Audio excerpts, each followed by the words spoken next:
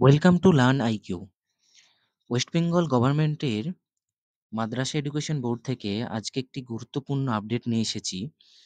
আজ ৩১শে অক্টোবর ২০২৫ একটি গুরুত্বপূর্ণ নোটিশ পাবলিশ করেছে। তো এই নোটিশের নির্দেশিকায় রাজ্যের সমস্ত সরকারি সাহায্যপ্রাপ্ত যে মাদ্রাসাগুলি আছে, সেখান থেকে যারা টিচিং, নন টিচিং পোস্ট কতগুলো ফাঁকা আছে, সেগুলি নিয়ে ডিআই অফিস থেকে একটি রিপোর্ট ওরা জানতে চেয়েছে।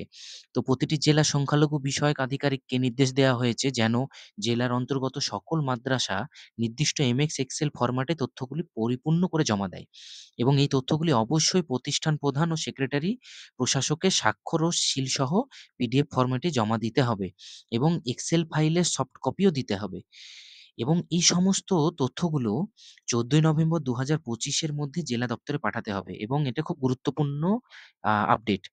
তো এই আপডেট অনুযায়ী আমরা বুঝতে পারছি যে খুব আসন্নই একটি ভ্যাকান্সি আসতে চলেছে যেখানে টিচিং, নন টিচিং দুটো পোস্টই থাকবে। তো আমরা অবশ্যই খুব ভালো করে প্রিপারেশন নিতে থাকবো। Thank you.